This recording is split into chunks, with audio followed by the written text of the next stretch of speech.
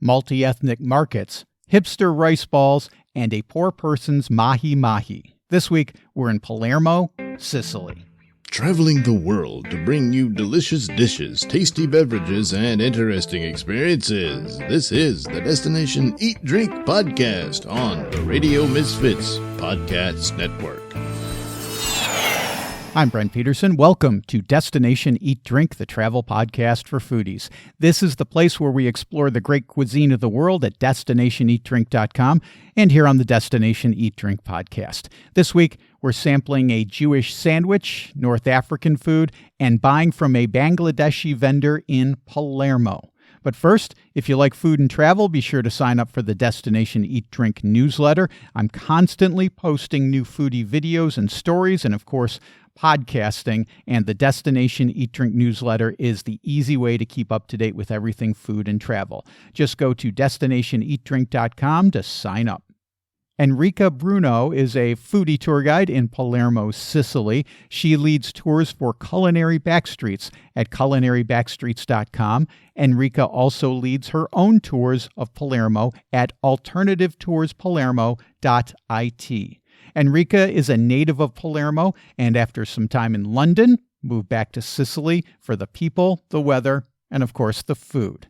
She tells me about the best street food in Palermo and all the different cultures that influence the local cuisine, including North African dishes from the Middle Ages, as well as Jewish cuisine and dishes from immigrants arriving in Sicily in the 21st century. Enrica also breaks down the amazing Palermo markets and what you can get there. Okay, I'm starving, so let's eat. Destination Eat Drink.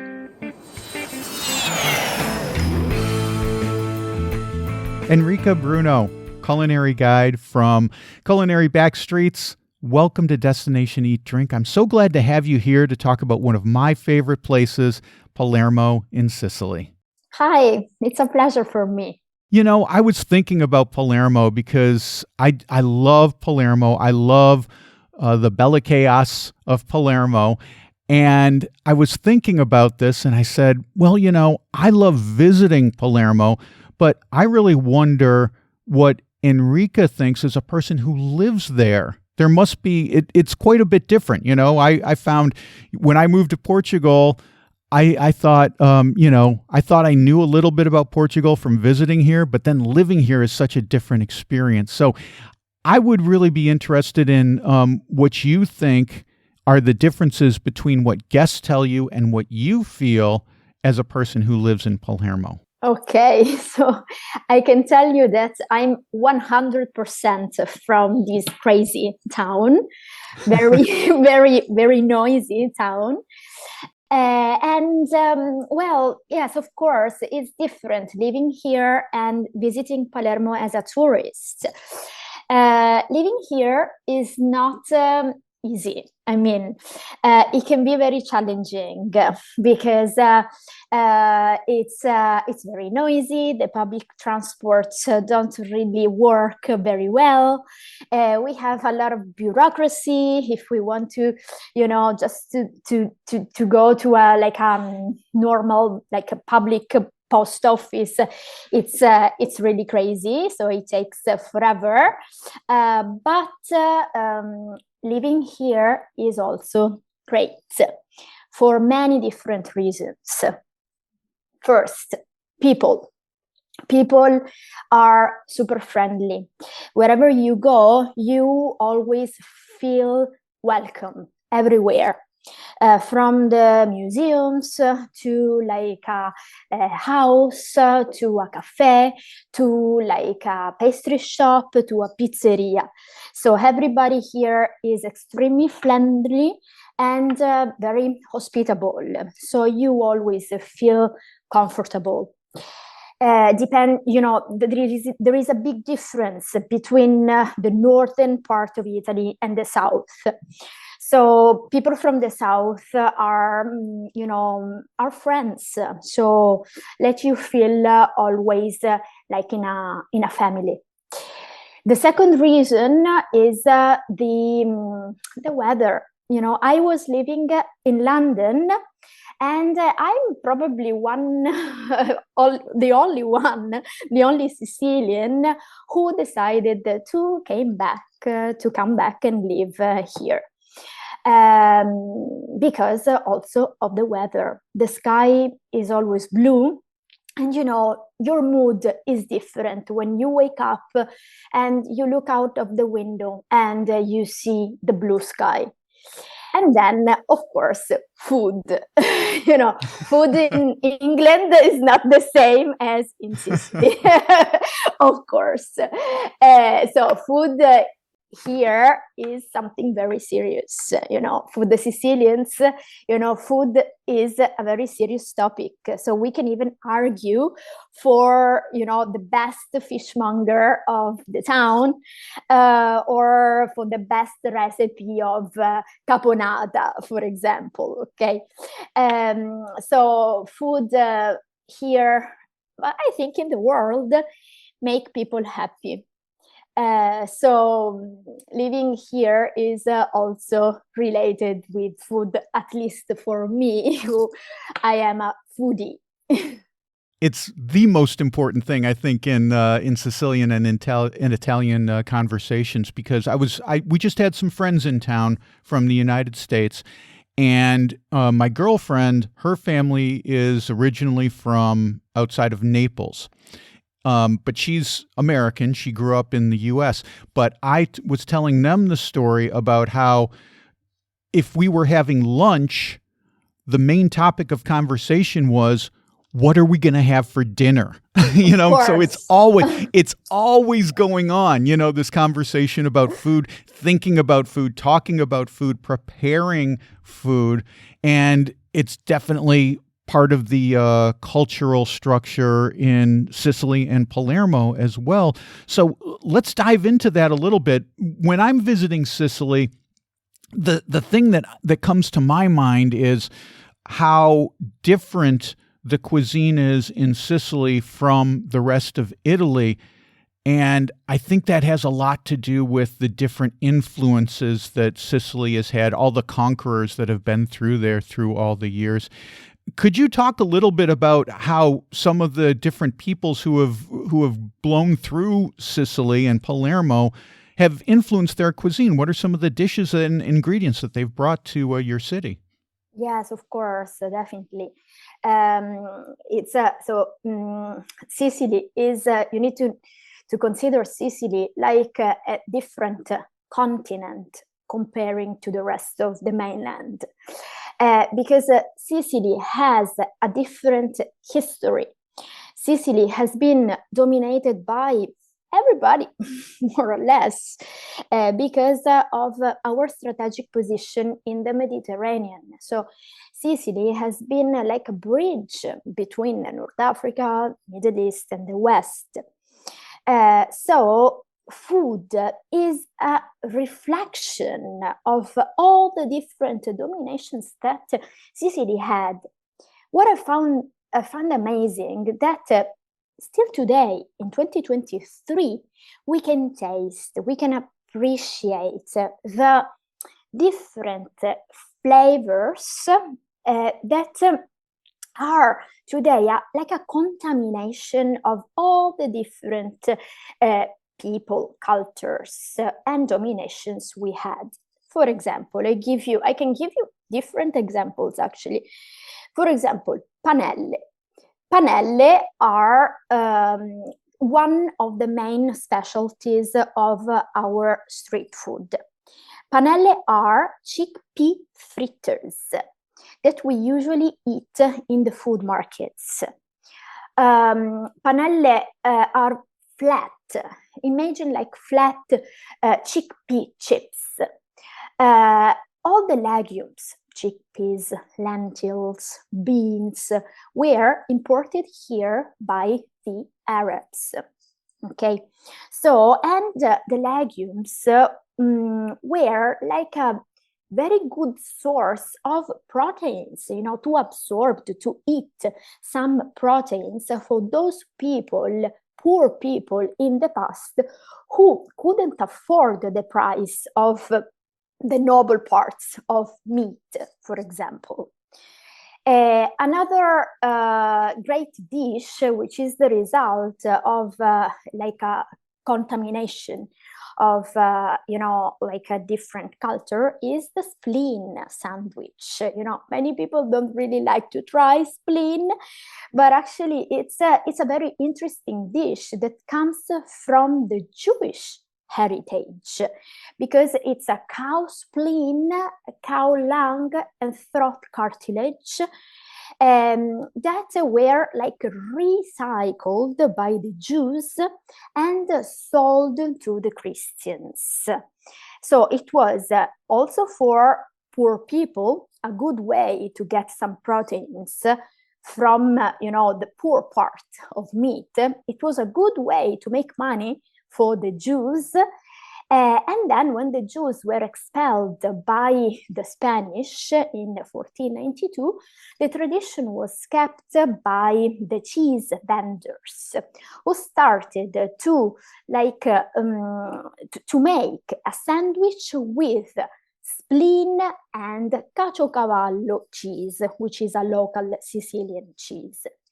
And they started also to fry those different parts of meat in the pork lard.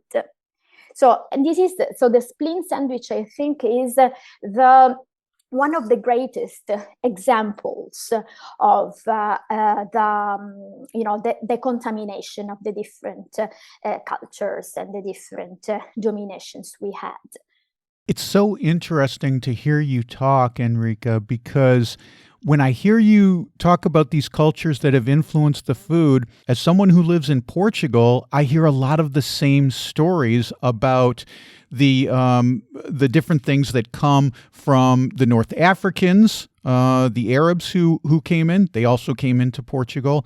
About the Jewish people who were eventually expelled due to the Portuguese Inquisition, which started briefly after the Spanish Inquisition. So there's a lot of similar. You don't usually link Italy and Portugal together in a culinary sense, but a lot of the stuff that you're saying rings very true to me as someone who lives in Portugal as well. And one dish that I did want to bring up with you is eggplant campanata, because when you've got the Arabs, you've got the raisins coming in, and I think the eggplants were also part of the Arab migration in through Sicily and in through Portugal as well. Can you talk about this dish specifically, because it has some unusual flavors and combinations in it? Yeah, but you need to know that every single province of Sicily has its own caponata recipe. So I can talk you about the Palermo caponata, which is different from, for example, the Catania caponata, which Catania is located on the east coast of the island. So the Palermo caponata is a dish made with eggplants, onions, celery, capers, olives, and tomato sauce, a little bit of tomato sauce.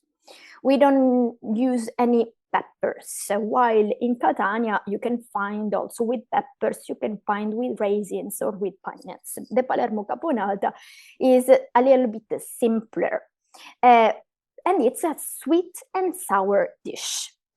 So the history, the origins of caponata are not so clear, to be honest. So, of course, yes, the eggplants were imported here from North Africa, but the name caponata comes from capone. Capone is a Sicilian name to say the Mahi Mahi fish. Okay, originally this dish was prepared with the fish. Okay, so the main ingredient was the capone fish. Poor people couldn't afford the price of that noble fish and decided to replace the fish with the eggplants. But they kept the same name, caponata. According to another tradition, this dish was invented by the wives of fishermen. In the past, the fishermen used to fish, in the sea for at least a couple of days. So for a couple of days, 3 days, they used to stay outside, so on the boats.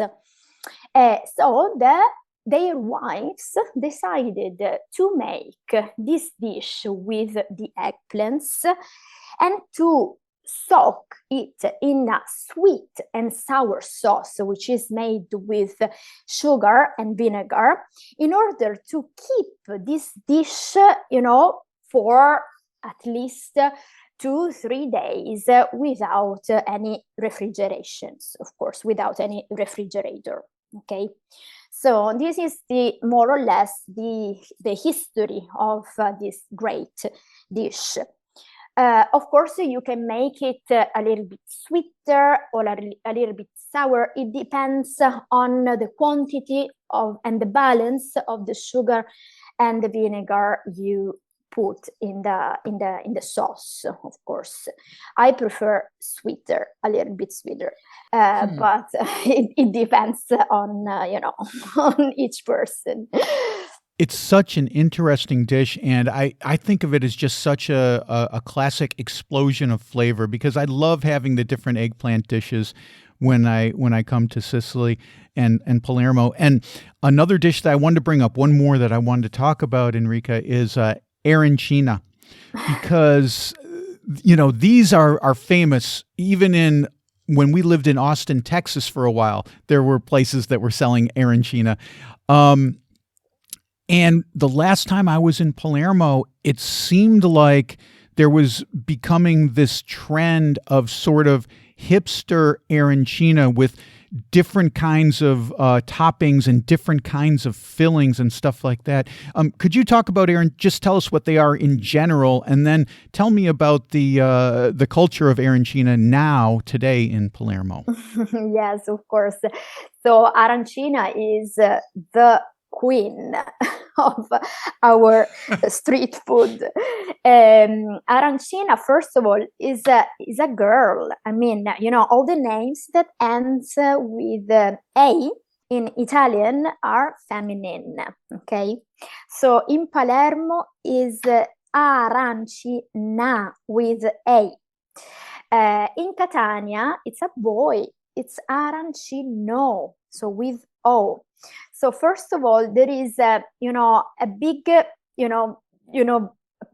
big trouble on the name. So how can we talk? Can we call this dish arancino or arancina? So in Palermo, be sure always to ask for an arancina. Otherwise, the vendors are not going to give you anything. Okay. And it's a round rice bowl. So historically is stuffed with ground meat, minced meat, and which is like a sort of, we call in Italian, ragu. It's beef meat with mixed with onions, with peas and carrots. So the traditional arancina is without any tomato sauce, okay? Because this dish was invented by the Arabs, so more or less in the 10th century. And in that period in Europe, there weren't any tomatoes, okay? So today it's really hard to find the traditional arancina without any tomato sauce. Also because tomatoes are very cheap. So everybody tends to use more tomatoes than, for example, saffron that gives the yellow color to the rice, because the saffron is much more expensive than tomato sauce, of course. But today, just a couple of historical places are still making arancina with the ancient recipe. Today, yes, as you correctly mentioned. So there are many different arancinas chains in town. Sprigola, Che Palle are these names of those very famous arancina chains. So you can find different flavors, even with Nutella. With mortadella, with pistachios, with spinaches, or with fish, for example. But to be honest, this is much more for tourists. The locals don't never eat Nutella arancina. So don't never eat, the shrimp arancina. Okay, for us it's something unbelievable. For us, the two main flavors are, or we call a carne or a burro. A carne is with meat. A burro is with cheese and ham. Usually it's a mozzarella cheese.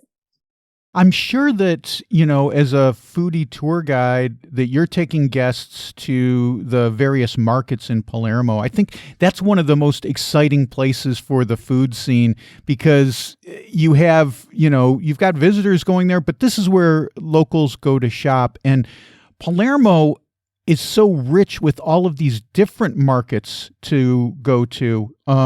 Talk a little bit about the markets in Palermo, and what is their character like, and what should we look for when we're going through there? What can we shop for that as guests that we might be interested in? So yes, food markets we have three historical food markets in Palermo: Capo, Ballarò, and Vucciria, and they are all different. So Capo market is very, very authentic. So where the locals go and shop. Usually it's the best market for fish. So if you want to buy the best and the freshest fish in Palermo, you need to go to Capo market. So it depends on the season, of course. So we eat in Palermo following the season. Even a fish has a season. This is the season of tuna fish. So it's very interesting to go to a market and admire these huge tunas, the red tuna steak. Which is always, decorated with mint. So when you go to a market and you want to buy some tuna, be sure to see the mint on the stalls, because it's like a secret message that the fishmongers give to the buyers to say, the tuna is fresh. So mint is a way to tell them, hurry up, because if you want to buy the tuna, so do it now, because now the tuna fish is fresh. You know what I mean? So using the mint is a way to tell them, buy it now. Ballarò market instead is also very authentic market, but is much more, multi-ethnic. So in Palermo, there are many migrants who are very welcomed, very well accepted and helped by the local communities. So while in the rest of Italy, the migrants usually live like in ghettos, isolated, in Palermo, and especially in the Ballarò market, they are accepted by the locals. So it's a very interesting market where you can see how different cultures can still live peacefully together. So, for example, in Ballarò, you can see like a local vendors who, yell to sell the artichokes, for example, screaming like a crazy man. So come here, you are so beautiful. So 50% of discount. Next to him, there is a lady from Ghana who makes the brides. And next, there is a guy from Bangladesh who selling its own roots that we don't grow in Sicily, for example, the yam, but exactly yelling in Sicilian, so in the dialect, exactly like a local. So in Ballarò market, it's interesting also to taste different food, not only Sicilian food, but also to taste, for example, the samosa or the brick, because many different people live there, from Morocco till Tunisia, Sri Lanka, Bangladesh, Ghana, Zambia, Senegal. So it's a very nice mix. But in Ballarò, there are still historical shops.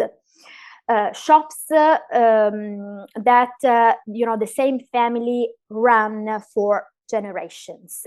So, for example, if you want to buy the best nuts, you must go to Cannatella shop, for example. Cannatella family has been in Ballarò forever. So when you go there, it's very nice because there is the old father and the children and the grandchildren are still selling the fantastic Bronte pistachios that come from Mount Etna, the roasted almonds from Avola, from the east coast of the island, or in Ballarò, don't never miss the possibility to go to Terranova, which is a candy factory. So another, family business. So in Palermo, there are still many family businesses. When in a world today, when all the Sicilians emigrate abroad, because here there is a lack of job, it's, I feel very, moved when I see that young people decide to stay just to run the business that the great grandfathers started in hundreds of years ago. So Terranova is another great stop when you go to Ballarò market. If you want to smell, this fantastic scented of the just made carob candies or strawberry candies or like ginger candies. It's a great place.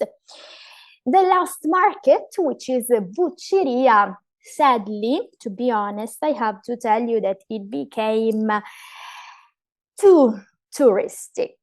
I mean, so I would say that sometimes, so you really need to know where to go. Because if you are not with a local, you can risk to go to a touristic trap.